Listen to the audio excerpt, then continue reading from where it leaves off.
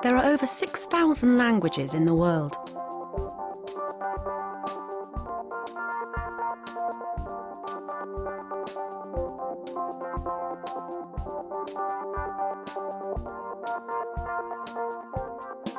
Mandarin Chinese and Spanish are the world's most common first languages.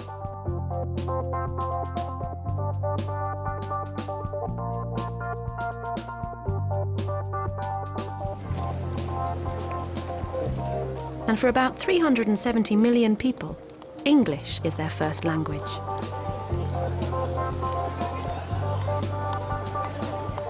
But for most people around the world, English is neither a first or second language.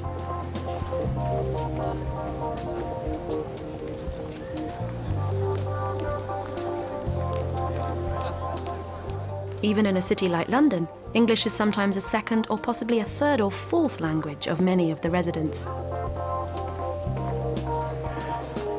But it is estimated that 1 out of 4 people worldwide speak English with some degree of competence. And as a result, English is often used as a common language of international communication. For example, it's been the mandated language of international aviation since 2008.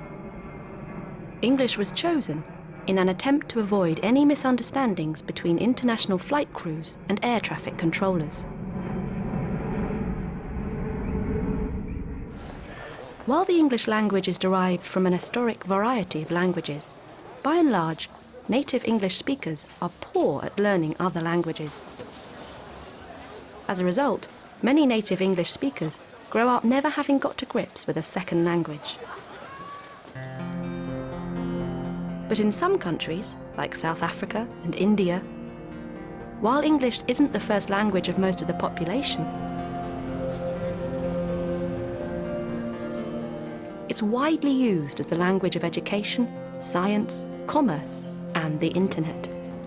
But English coexists with many native languages.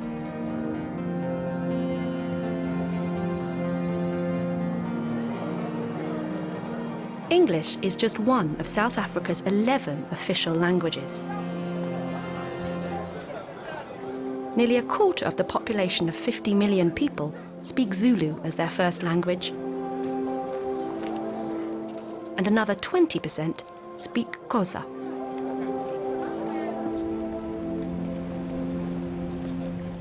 Afrikaans is the third biggest first language. About 13% of the population speak Afrikaans, a very similar language to Dutch. English is the first language of only 8% of the population. But over 45% of people speak it as a second language, and to communicate with speakers of other languages.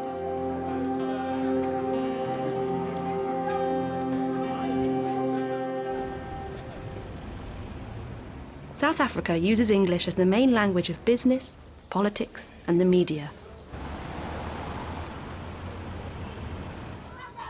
All students in South Africa have to learn English at school. Today, there are a lot of English words used in languages like Zulu and Xhosa. But many words from these languages are also incorporated into South African English, enriching all the languages. But the prevalence of English as a growing global language has some problematic implications too. There have been accusations of linguicide levelled against English. The sheer dominance of the English language is literally killing minority languages. In some countries, there are no longer any native speakers of many local languages. And, with no one to pass it on to the next generation, the language dies. This has already happened to many of the indigenous languages of the Native American Indians in North America. But it's unlikely that anything can stop the continued expansion of the English language in the short term. And with the influence of globalization and the internet, it is very likely that the dominance of English will continue, at least for the foreseeable future.